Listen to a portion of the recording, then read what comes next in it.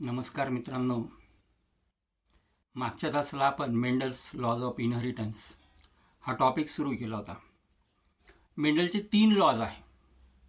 त्यापैकी पहिला लॉ आहे लॉ ऑफ डॉमिनन्स, दुसरा लॉ आहे लॉ ऑफ सेग्रिगेशन, की हे 2 लॉज आपण मागच्या तासाला लर्न केले होते.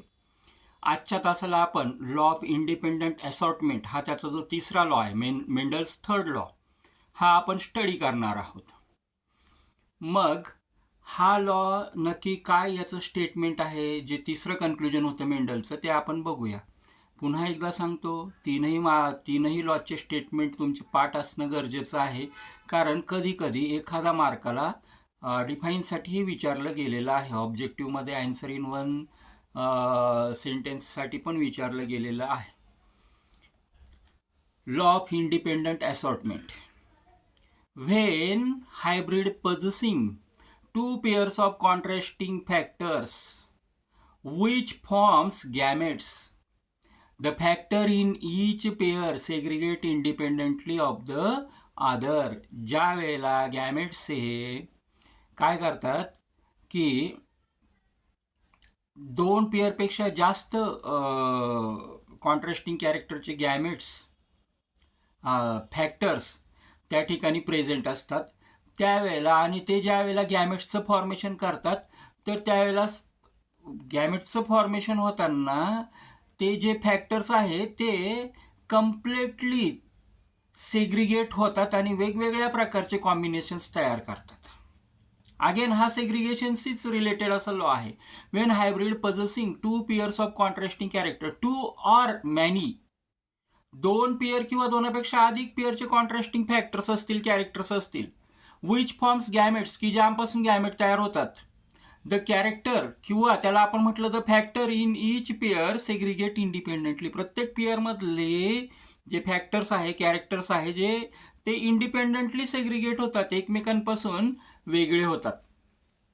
याला आपण म्हणतो तिसरा law, law of independent assortment.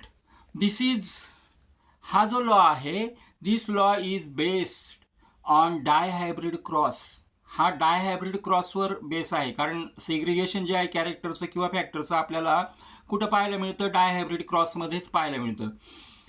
It is basic principle of genetics develop by Mendel. It describes how different genes present on separate chromosomes independently separate from each other during formation of gametes. These alleles are then randomly united in fertilization and in dihybrid cross.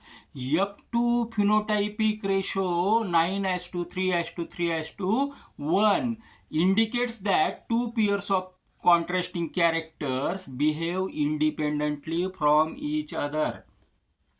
या ठिकाणी डायहायब्रिड क्रॉसचा जो ratio आहे 9:3:3:1 हा जो phenotypic ratio आहे, त्यावरून हेच सिद्ध होतं की कॉन्ट्रास्टिंग कॅरेक्टरमधले कॉन्ट्रास्टिंग फॅक्टर्स जे असतात, प्रत्येक पेअरमधले कॉन्ट्रास्टिंग कॅरेक्टर जे असतात, ते कशा पद्धतीने इंडिपेंडेंटली बिहेव करतात आणि नवीन गॅमेटचं फॉर्मेशन करतात. या लॉमध्ये स्टेटमेंट अतिशय महत्त्वाचं आहे. This is how the statement is law of independent assortment. When hybrid possessing 2 pairs of contrasting factors which forms gametes, the factor in each pair segregate independently of the other pair. This law is based on the dihybrid cross. पुढच्या लेक्चरमध्ये आपण study करणार आहोत back cross आणि test cross.